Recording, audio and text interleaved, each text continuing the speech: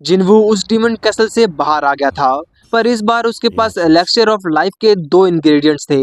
अब उसे बस एक चाहिए था, purified blood of the demon monarch. अब जब वो उस कैसल में लौटेगा तब उसकी फुल्ली प्रिपरेशन होगी, लेकिन वो अभी भी ई रैंक हंटर है। इसकी वजह से वो हाई लेवल के गेट्स में नहीं जा सकता। अगर लड़ेगा नहीं तो ताकतवर कैसे बनेगा? मतलब अब उसे सच से पर्दा हटाना होगा और अपनी फुल पावर को सबके सामने लाना होगा।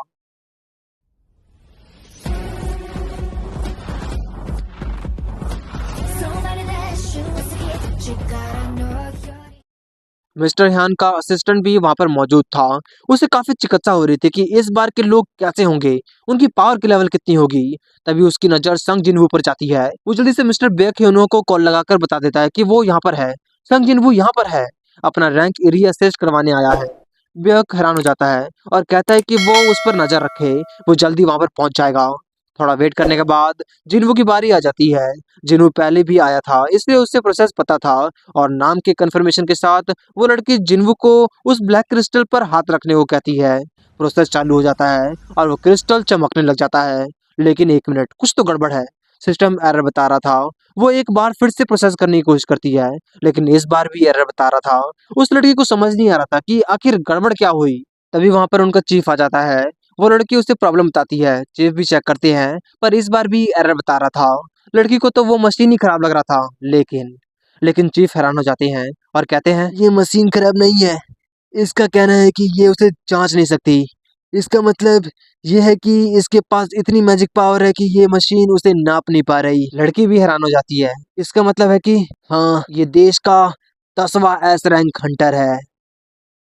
लॉबी के बाहर वो जिनचुल और हंटर गिल्ड हेड जो जोंग इन बात कर रहे थे। जोंग इन उससे पूछता है कि उस रेड गेट के अंदर बॉस को हराने वाला आखिर था कौन।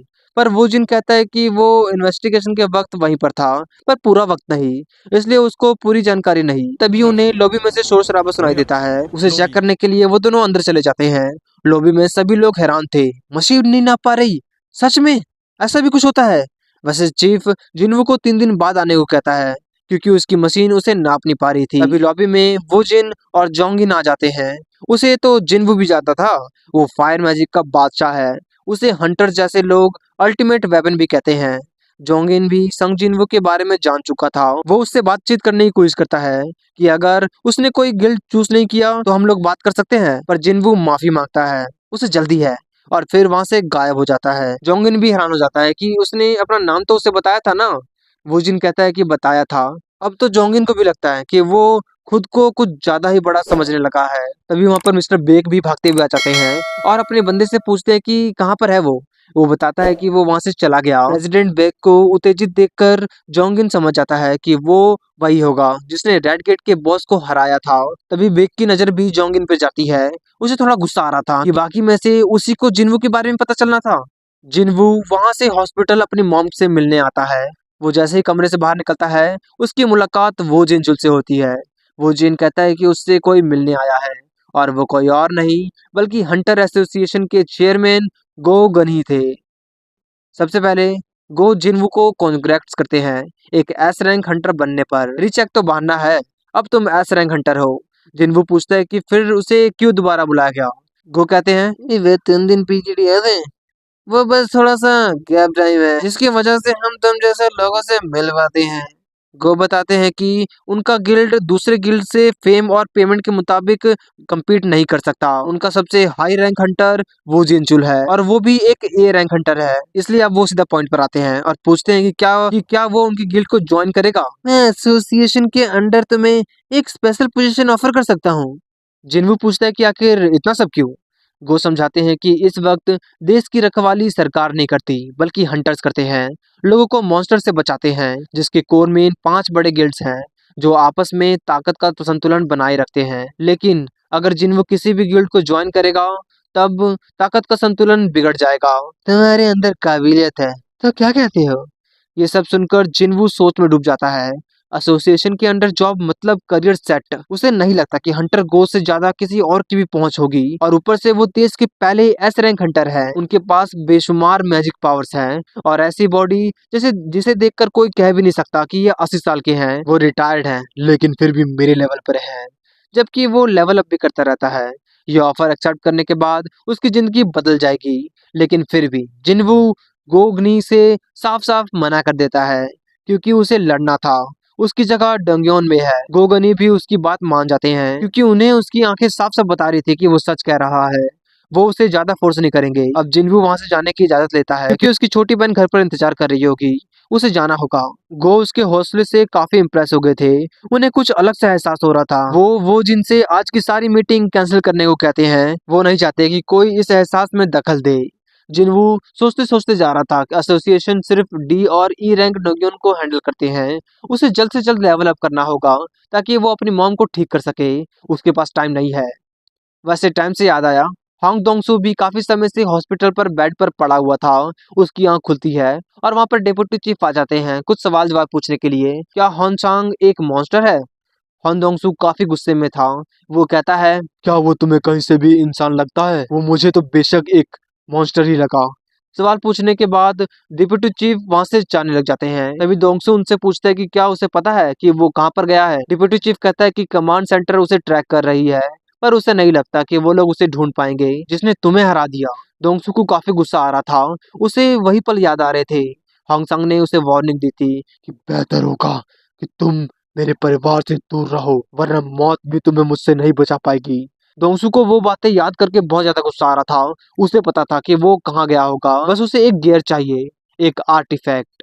आर्टिफैक्ट हंटर के लिए बहुत हाई लेवल गेट्स होते हैं जिन्हें बड़े बड़े क्राफ्ट्समैन भी नहीं बना सकते। इन्हीं आर्टिफैक्ट्स को जिनवू ऑनलाइन खरीदने की कोशिश कर रहा था, जो बहुत महंगे थे और जिनवू के पास पैसे भी नहीं था। उसे एक परफेक्ट गियर चाहिए था इससे पहले कि वो डीमन कैसल में फिर से एंटर करे।